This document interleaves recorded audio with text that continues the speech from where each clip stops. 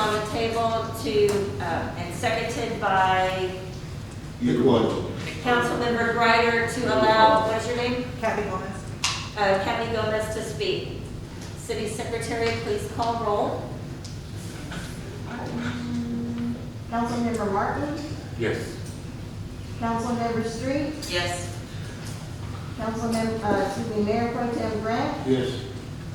Councilmember Abradaca, Yes. Councilmember Salazar, Yes. Councilmember Greider, Yes. Mayor Aldrich. Yes. Come on off.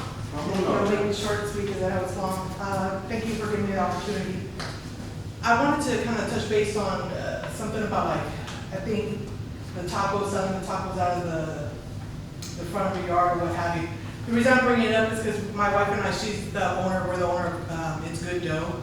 Well, she bakes, I eat it, but so we wanted to bring the city together and we're trying to get everybody involved, like, you know how San Antonio has the Fiesta events coming up in June. So we're trying to get everybody involved with decorating and we're doing a contest or what have you with the community. And one of the things we were discussing was because last year we did it for Fiesta where we did a drive-by chicken on the stick when the pandemic just started. So I wasn't sure if we were going to be allowed to do that because I know there's going to be several volunteers that are going to want to do that. Not to sell or anything like that, but just to kind of, hey, I'm at this address. I'm going to be for example, this year we're going to do funnel cakes, I think. And then other members of the community are going to do the same thing. Hey, we're going to offer up this and kind of do a drive-by thing. And I wasn't sure if that was going to be allowed or anything. Are you giving it away for free? Yes. That's okay. This really applies to when you're selling food. Okay. I just wanted to get clarification on that. Thank you.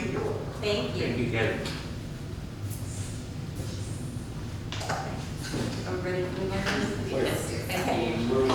Now I'm hungry, exactly.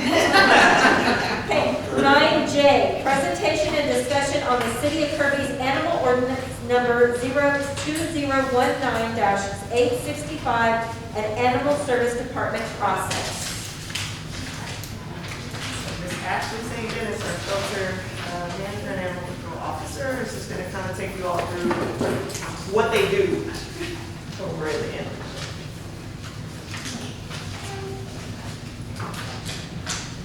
I was not hired for public speaking. Talk loud.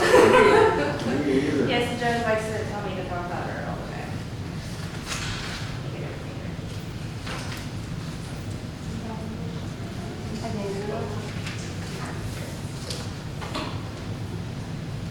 I'm thinking, did we post this online for everybody? No, that's going to, you can show it here, but it's not posted online. I know that we had questions, Can I say something? sorry. I know that it was your request, right? Yes, sir. Can we do that? Can we do this at a workshop instead of sitting here? This would be a little. Well, so she's just going to go through a PowerPoint presentation. We're not going to read you the ordinance. Oh, okay. It's not long, but she just has a PowerPoint Because and they go on and ask questions. I see the whole ordinance. No, that's just for your information there. Let's go, man. Wherever, more little girl. Yeah, that was a good reading. So yeah, just a basic overview of our work and what we do. Our job is to enforce animal laws and human care regulations and while we're on control. Ashley, speak into the microphone, we can't hear you. Take your mask off, so that I can hear you. So, the next one. So, a lot of times we have people who get bit and they don't report a bite. We definitely need y'all to do that. That's the whole reason why I have a job is rabies control. I'm here to protect you, the citizens of Kirby, especially for bites. This is going to be a breakdown of how long animals need to stay in quarantine based on animal bites to humans is 10-day quarantine. It's 240 hours from the time of bite. Wildlife bites to domestic animals that are a current update on their rabies vaccines. You have to go to a 45-day observation period. Well, they will receive 3 vaccines in that time frame. Wildlife bites to domestic animals that are not clean on rabies will have to go into a longer quarantine. It's a 90-day observation period. Yes, you can do that quarantine at home if you want to, but they'll have to receive at least 4 vaccines in that time frame. Okay, so any questions on that? No.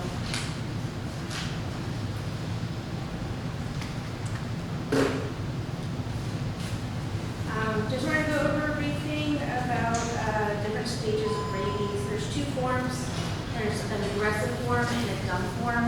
Aggressive is your typical where an animal's coming at you that's not normally, it's more of a domesticated animal and it's just at you. And you're not, it's going to get really weird and it's definitely you're definitely going to know that it's rabies. They're going to be flowing over out now. You may be dragging their hind legs, having seizures, overly aggressive coming at you. Dumb form is a lot of the form that wildlife have. If a wildlife comes up to you and is acting nice, it is highly likely that animal has rabies. Do not touch it, please. You guys have any questions on that? Just going over these really fast.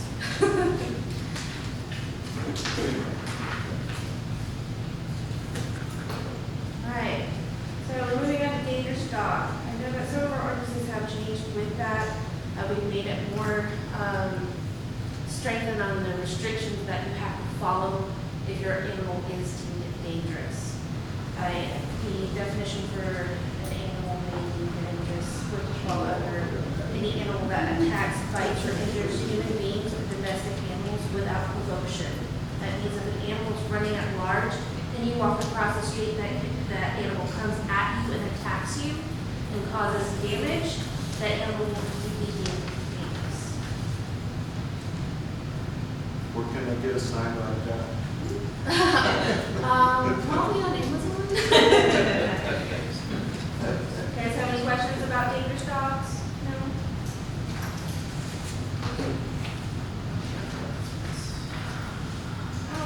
Wildlife.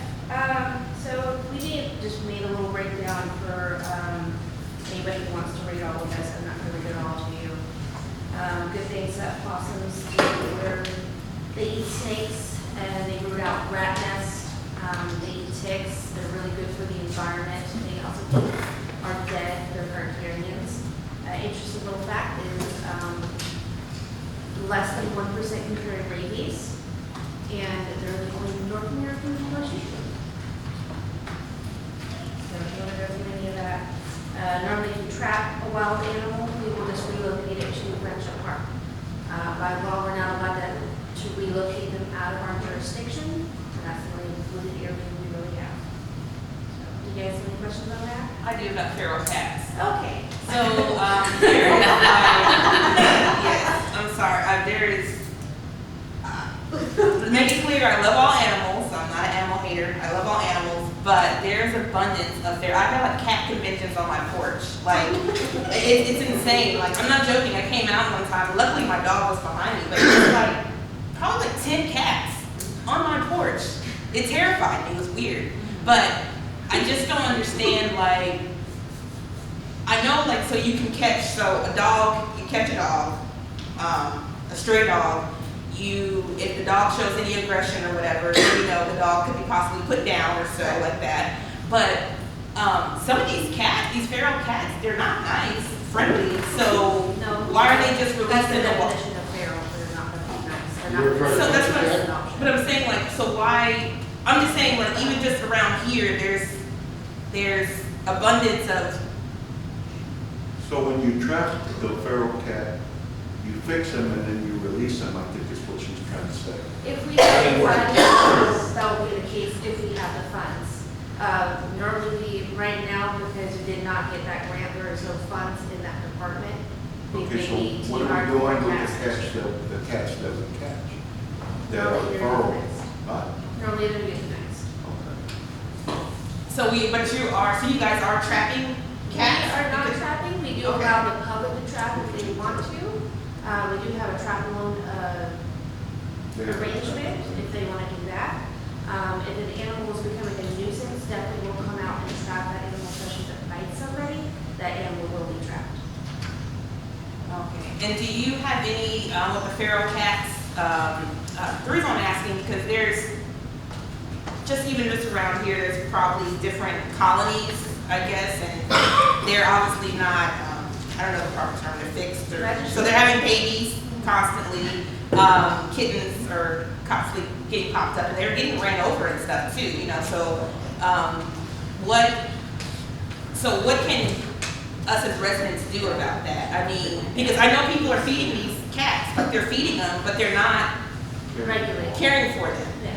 really. So there's no easy answer for that. You, in the ordinances, the feral cats are allowed to roam, and they don't have to follow the same laws as other animals. So to pinpoint it towards the person who's feeding them isn't fair either. So my suggestion is to change the ordinance, but I don't have that right, only the citizens do.